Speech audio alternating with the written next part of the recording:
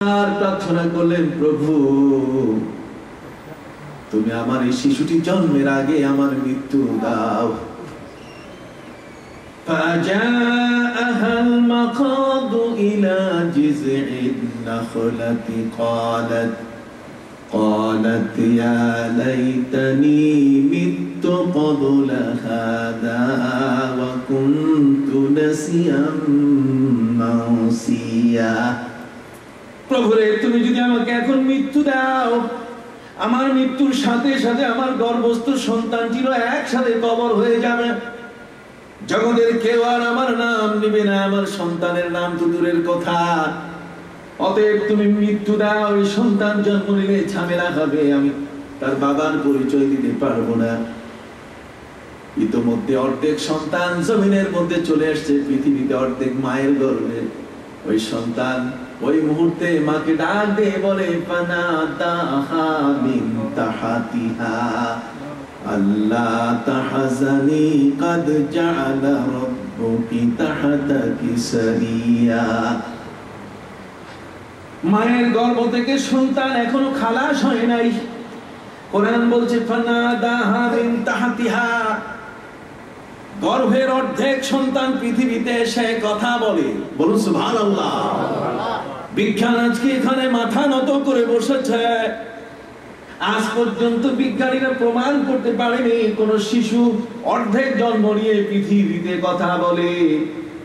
এত চমৎকার কথা মাকে ডাক দিয়ে বলছে, মা তুমি টেনশন করো না। ফানাদাহা মিন তাহতিহা আল্লা তাহজানি, তুমি একটু টেনশন করো না। কাদ জাআলা রাব্বুকি তাহতাকি সারিয়া, যেই মরা খেজুর গাছের গোড়ায় বসে তুমি আমারে জন্ম দিলে মা, ওই মরা খেজুর গাছটার গোড়ায় যখন তুমি বসেছিলে আমাকে জন্ম দেওয়ার জন্য, তখন গাছটি মৃত ছিল, গাছের ডালগুলো ছিল শুকনা, গোটা গাছটা শুকিয়ে গেছিল, মরে গেছিল। মা তুমি আমাকে জন্ম দিলে, তুমি একটু গাছের দিকে তাকাও, ওই মরা গাছটা আমাকে জন্ম দেওয়ার কারণে জীবিত হয়ে গেছে। অতএব জীবিতই শুধু হয় নাই, বরং ওই গাছের মাথায় কাঁচা এবং পাকা তরতাজা খেজুরও সেখানে এসে গেছে। মারে ওয়াহুজি ইলাইকি বিজিজিন নাখলাতি তুসাকিত আলাইকি রুতাবান জানিয়া। মা তুমি এই মরা খেজুর গাছ, এটার দিকে তাকিয়ে দেখবে এটা একটা জিন্দা গাছ হয়ে গেছে। সুবহানাল্লাহ। আজ পর্যন্ত মরা গাছ জিন্দা করছে পৃথিবীতে কোনো বিজ্ঞানী প্রমাণ করতে পারে নাই। আর মরা গাছ কি হইল? জিন্দা হয়ে গেল। তাও জিন্দাই হয় নাই, বরং সেই গাছটার মাথার মধ্যে কি, হ্যাঁ ওই যে ফল ধরেছে, কাঁচা পাকা খেজুর ধরেছে। খেজুর গাছের যে কোনো একটা ডাল ধরে তুমি ঝাঁকি মারো, দেখবে তুসাকিত আলাইকি রুতাবান জানিয়া, তোমার মুখের উপরে তরতাজা কাঁচা পাকা খেজুর এসে পড়বে। সবাই বলেন না সুবহানাল্লাহ। অবাক কাণ্ড। যে ধর্মে আপনি যান, পবিত্র কোরআন যে তথ্য পরিবেশন করেছে, সেই তথ্যে আজকের পৃথিবীর মানুষ অবাক না হয়ে পারে নাই। কথা কি বুঝতে পারছেন? সম্মানিত সুধী, আমি আমার মূল সাবজেক্টের দিকে এগোচ্ছি। জগতের মধ্যে, এই পৃথিবীতে পবিত্র কোরআন যে বিজ্ঞান দিয়েছে, পবিত্র কোরআনের বিজ্ঞানের সামনে জগতের কোন বিজ্ঞান আজ পর্যন্ত সামনে দাঁড়াতে পারে নাই।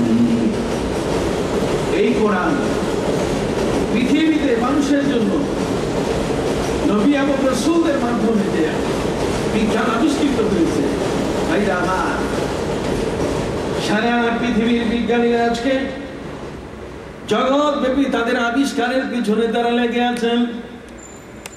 হযরতে দাউদ আলাইহিস সালামকে আল্লাহ বিজ্ঞান দিয়েছেন, লোহার মতো শক্ত কঠিন ইস্পাত। এই লোহায় যখন তিনি হাত দিতেন, হযরতে দাউদ আলাইহিস সালামের হাতের স্পর্শ পাওয়ার সাথে সাথে লোহা মোমের মতো নরম হয়ে যেত। সুবহানাল্লাহ। মোমের মতো নরম হয়ে যেত। আজ পর্যন্ত তোমরা আগুন ছাড়া তো লোহারে গলাইতে পারলা না। আর জগতের মধ্যে আল্লাহ এমন মহান ব্যক্তি পাঠিয়েছেন যিনি আঙ্গুল দিলে লোহা কি হয়? নরম হয়। বলুন, লোহা কি হয়? নরম হয়ে যায়।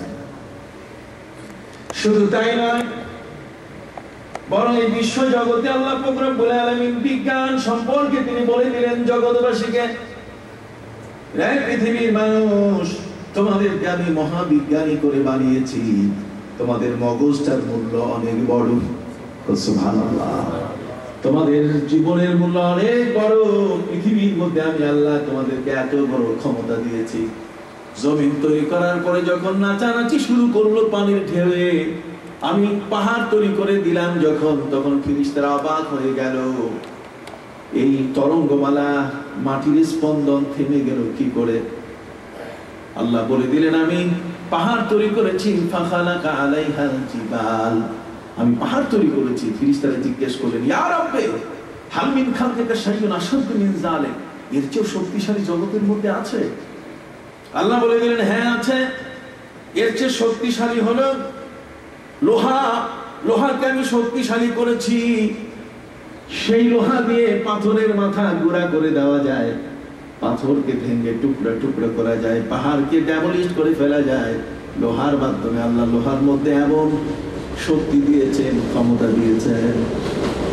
ফেরেশতারা জিজ্ঞাসা করলেন, ইয়া রাব্বি হাল মিন খালকিকা শাইউন আশাদ্দু মিন যালিক, এর চেয়েও কি শক্তিশালী পৃথিবীতে আছে, পাওয়ারফুল আছে কিনা? আল্লাহ বলে দিলেন, হ্যাঁ, লোহার চেয়ে পাওয়ারফুল হলো আগুন। আল্লাহ যত বড়ই শক্ত লোহা হোক না কেন, আগুনে দিলে সেটা মোমের মতো গলে যায়। ফেরেশতারা একবার জিজ্ঞাসা করলেন, ইয়া রাব্বি হাল মিন খালকিকা শাইউন আশাদ্দু মিন যালিক, এর চেয়েও শক্তিশালী পৃথিবীতে কিছু আছে কিনা? আল্লাহ বলে দিলেন, আছে। আল মা, পানি। আগুনের চেয়ে শক্তিশালী হলো কি? পানি। যতই দাউ দাউ করে জ্বলুক না কেন, পাওয়ার, আল্লাহ পাওয়ার বলে দিচ্ছেন। পানি দিলে আগুনের শক্তি শেষ। এবার ফেরেশতারা জিজ্ঞাসা করলেন, ইয়া রাব্বি হাল মিন খালকিকা শাইউন আশাদ্দু মিন যালিক, মাবুদের চেয়ে শক্তিশালী জগতের মধ্যে কিছু আছে কিনা? আল্লাহ পাক রব্বুল আলামিন বলে দিলেন, হ্যাঁ, নদী শান্ত পানিতে ভরা। যদি সেখানে দক্ষিণা বাতাস শুরু হয়, আরবিহি বাতাস, তাহলে পানির মধ্যে পাগলা তরঙ্গ শুরু হয়ে যায়। মাঝিরা নদীর এপার থেকে ওপারে যাত্রীদের পার করতে ভয় পায়। বাতাসের ক্ষমতা। ফেরেশতারা এবার জিজ্ঞেস করলেন, ইয়া রাব্বি হাল মিন খালকিকা শাইউন আশাদ্দু মিন যালিক, এর চেয়ে শক্তিশালী জগতের মধ্যে কেউ আছে, কোন শক্তি আছে? আল্লাহ বলেন, হ্যাঁ, বনি আদম, মানব জাতি। সুবহানাল্লাহ। দানের শক্তি তাদের অনেক বৃদ্ধি করে দিয়েছি। আর শুধু এমন নয়, মানুষকে আমি এমন ক্ষমতা দিয়েছি, বাতাসের কান ধরে টায়ারের মধ্যে পু পু করে ঢুকায়। বাতাস এটাকে ধরে ধরে টায়ারের মধ্যে ঢুকায়, আগুনকে দিয়া শালাই ম্যাচের কাঠির মধ্যে বন্দী করে রেখেছে। কি বলেন, ঠিক কিনা? ফায়ার বক্সের মধ্যে বন্দী করে রেখে দিয়েছে। মানুষকে আল্লাহ এমন ক্ষমতা দিয়েছেন, সে মানুষটি পাতালপুরি থেকে পানির কান ধরে উপরে উঠায়, নলকূপ দিয়ে কান ধরে উপরে উঠায়। বলুন না সুবহানাল্লাহ। জগতের মধ্যে মানুষ উন্নয়নের শিখরে চলে যাবে, কিন্তু ইসলাম পৃথিবীতে যে বিজ্ঞান মানুষকে দিয়েছে। হযরত ঈসা রূহুল্লাহ তার জীবনে যেমন 4 জন ব্যক্তিকে জীবিত করেছেন, মরা মানুষকে জিন্দা করেছেন, ওদিকে নূহ নবীকে আল্লাহ পাক রব্বুল আলামিন তিনি দেখাই দিলেন পানির জগৎকে ব্যবহার করার। আল্লাহ পাক রব্বুল আলামিন নবী নূহকে বলে দিলেন, ইয়া নূহ আনিসনাইল ফুলকা, নূহ তুমি নৌকা বানাও। নূহ নবীকে আল্লাহ নৌকা বানাতে বললেন।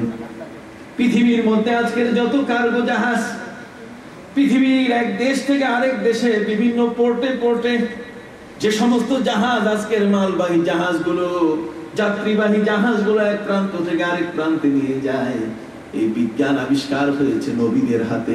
সুবহানাল্লাহ। কাদের সাথে? কাদের হাতে? নবীদের হাতে তৈরি হয়েছে। আরেকবার জোরে বলেন সুবহানাল্লাহ। ভাইরা আমার, এই জন্য পৃথিবীর মধ্যে, এই জগতের মধ্যে মানুষের জ্ঞান, মানুষের বিদ্যা, মানুষের বিজ্ঞান চ্যালেঞ্জ করে জগতের মধ্যে আল্লাহ এমন একজন নবী পাঠালেন, এক এক যুগে এক এক নবীকে আল্লাহ সেই যুগের অবস্থা অনুযায়ী ওই যুগের চ্যালেঞ্জ স্বরূপ পাঠিয়েছেন। সুবহানাল্লাহ।